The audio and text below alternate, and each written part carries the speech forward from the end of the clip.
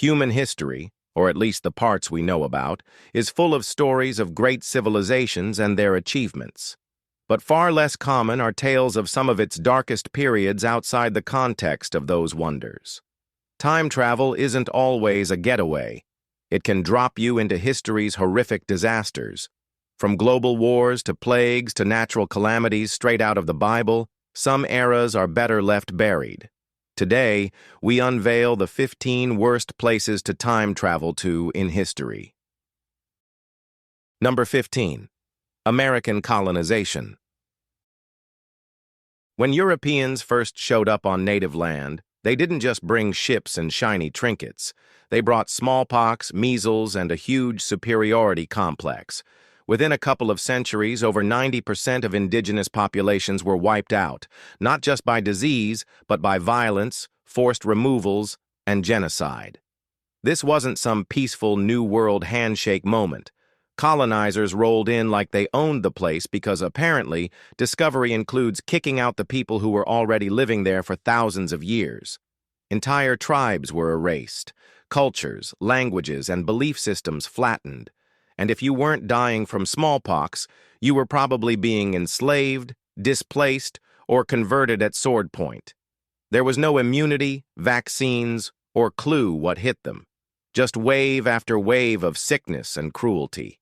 And you, as a time traveler, if you roll up looking even slightly unfamiliar, you're either catching smallpox or getting caught in the middle of a colonial power trip. So it was, without a doubt, a very bad time. Number 14. Europe's bubonic plague. Time traveling to medieval Europe? Well, sure, if you've ever fantasized about getting dental work done with a rock and a desperate prayer. Between 1347 and 1352, Europe transformed into a massive horror reel courtesy of the bubonic plague, better known as the Black Death. Over 20 million lives vanished within 5 years, nearly 1/3 of Europe's entire population, all because fleas hitched rides on rats, jumped off, and unleashed a disease so vile it caused black oozing swellings called buboes. And their idea of treatment? Crushed emeralds and mint leaves. People genuinely believed sniffing herbs or rubbing onions on their pits would keep death at bay. But it didn't. The cities reeked. People dropped like flies. No one had the faintest idea what was causing it. Hygiene was non-existent. Hospitals were glorified morgues. Even priests were too terrified to perform the last rites. It was chaos, rot, and despair, and if your time machine landed here, which pray to God not, your odds of surviving would be hilariously zero. Number 13. Witch trials. Witch trials were pure chaos. Colonial Massachusetts or 1600s Europe didn't matter. You could be minding your business, wearing a slightly weird hat, picking herbs, or simply saying what you think, and suddenly you're accused of witchcraft. From 1560 to 1692, mass hysteria swept across Europe and early America over the belief that witches were casting spells, ruining crops, and dating the devil. The result was an explosion of accusations, brutal torture, and public executions, all driven by fear, religious obsession, and zero chill. Salem gets all the attention today, but tens of thousands were executed across Europe, mostly women, many just poor midwives or anyone a little different. Evidence? Completely unhinged. If you couldn't cry on command, you were a witch. Talk to your cat? Witch. Had a weird dream? Witch again. Trials were ridiculous. You'd be dunked in water or stabbed with needles to find devil marks. And confessions? Beaten out of people. It was religious extremism mixed with misogyny and pure madness. Number 12. Siege of Leningrad. The Siege of Leningrad was one of the darkest chapters of World War II. From September 1941 to January 1944, Nazi Germany and its allies surrounded the Soviet city of Leningrad with one goal: to starve it into submission. For 872 days, no food came in, no one got out, and temperatures often plunged below -20 degrees Fahrenheit. People survived on bread mixed with sawdust, boiled leather, and, at the most desperate points, each other. Starvation warped reality. Daily rations dropped below 500 calories, a pathetic granola bar's worth. Pipes froze, heating failed, and even burials were impossible with the ground frozen stiff. Over 1 million civilians died, mostly from hunger and cold. The city refused to fall, but at an unimaginable cost. Hitler wanted Leningrad erased from existence. Stalin refused to evacuate. The people were trapped between national pride and total annihilation. If your idea of time travel includes hypothermia, hallucinations, and scraping wallpaper paste for food, Leningrad in 1942 is your worst vacation ever. Number 11. Boiled alive in Herculaneum. Scratch Herculaneum off your vacation list, unless full-body incineration is your thing. In the summer of 79 CE, Mount Vesuvius didn't just erupt, it unleashed geological carnage. While Pompeii gets all the press, Herculaneum caught the real hellfire. A blazing hot pyroclastic surge, basically a wall of superheated gas and volcanic ash, slammed into the town at over 60 miles per hour. People didn't even have time to scream. Their brains literally boiled, and in some cases their skulls exploded from the inside. Talk about a bad hair day. Why did it all go down is simple. That's because no one had any clue that volcanoes could do that. Romans thought Vesuvius was just a mountain with a nice view. Zero evacuation plan. No warnings, just a lovely sunny day. And boom, total incineration. Buildings, scrolls, bodies, all turned into crispy artifacts in seconds. And if you time traveled there, you'd be extra crispy before you could yell Vesuvius. Number 10. Last Ice Age. The last Ice Age wasn't exactly a winter wonderland. If your time machine overshoots by a few thousand years and drops you here, congratulations, you've entered survival mode. The entire northern hemisphere was smothered under ice sheets up to 2 miles thick, covering what's now North America, Europe, and Asia. Cities? Non-existent. Just endless frozen wastelands.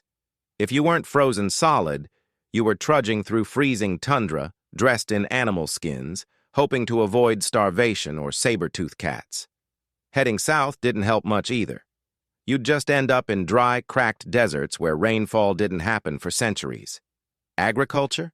Not invented yet. You'd be hunting mammoths with sharp sticks, and if you're lucky, eating once a day. Sea levels were about 400 feet lower, so technically you could walk to places like Australia.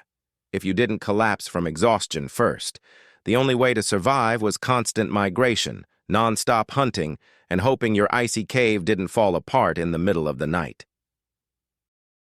Number 9. Atomic bombings. If you're curious what happens when science gets weaponized to apocalyptic levels, look no further than the atomic bombings of Japan in August 1945. On August 6th, Hiroshima woke up to just another summer morning.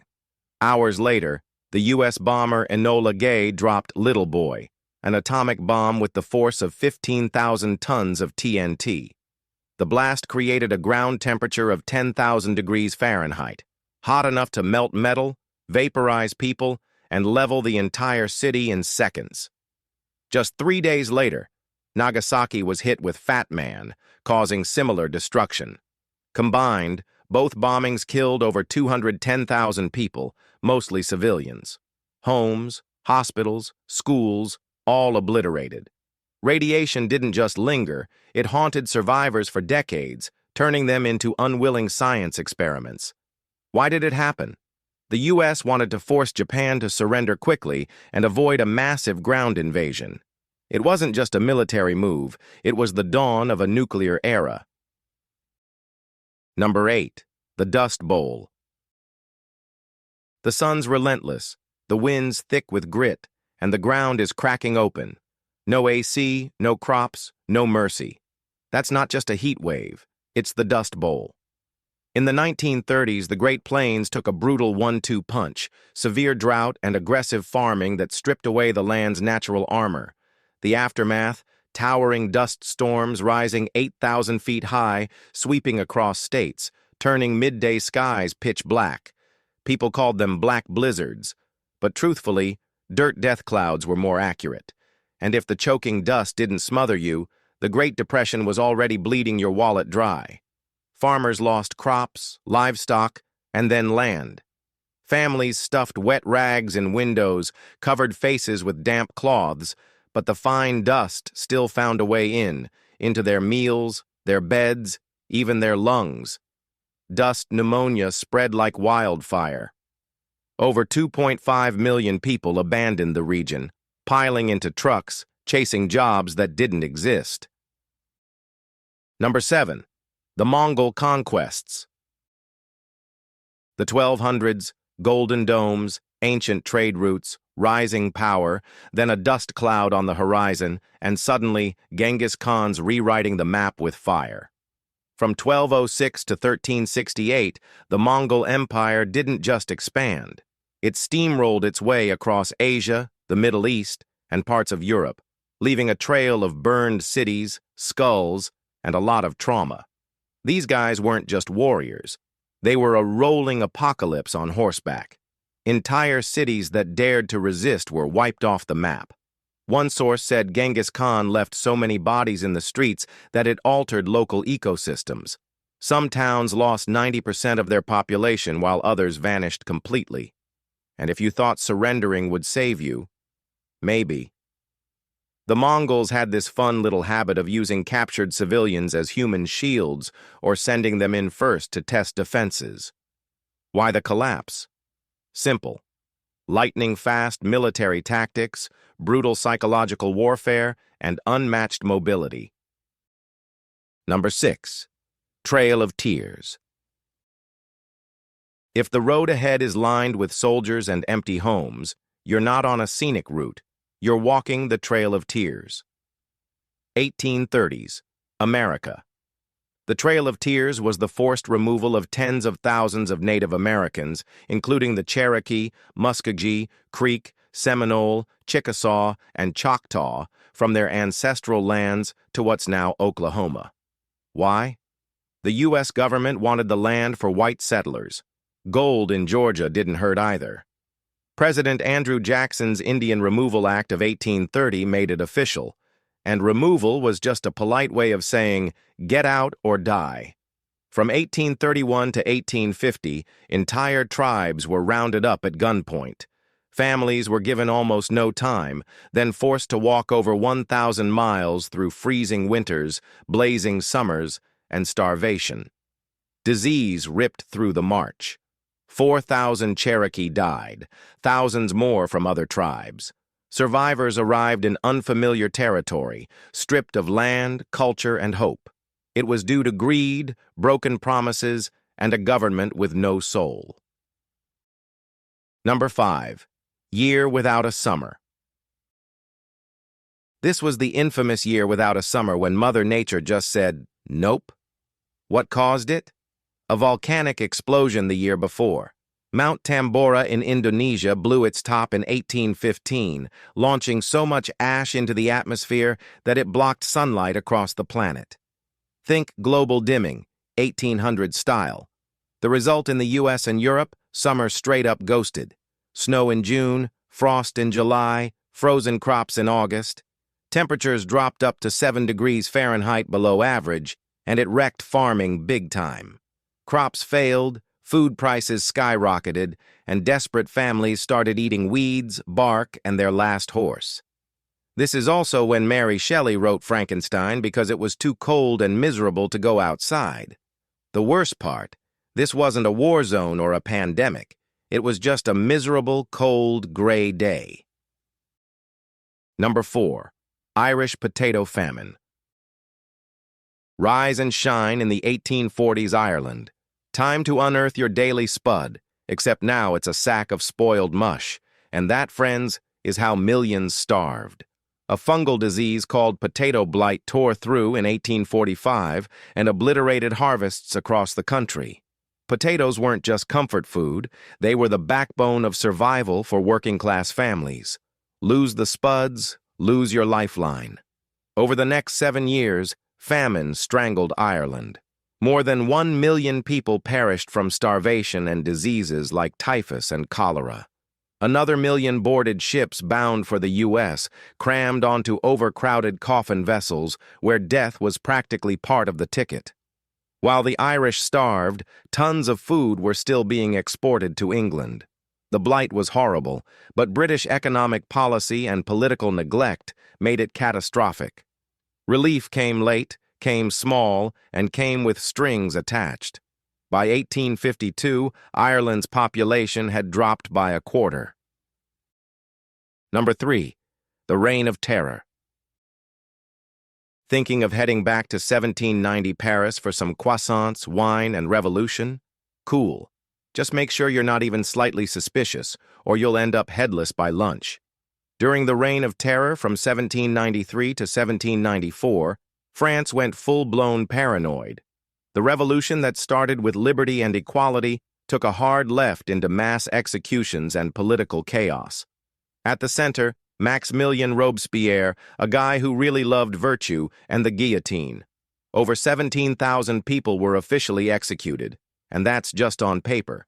Thousands more died in overcrowded prisons or were just disappeared. Nobles, priests, revolutionaries, farmers. No one was safe. You could be accused of owning the wrong book, looking too wealthy, not being enthusiastic enough about the revolution, or literally just being alive. Trials were fast, evidence was optional, and your odds were not great. They called it justice. It was just state-sponsored panic with a body count. The guillotine became so routine that people picnicked during executions. Vibes off the charts in the worst way. Number 2. Great Fire of London.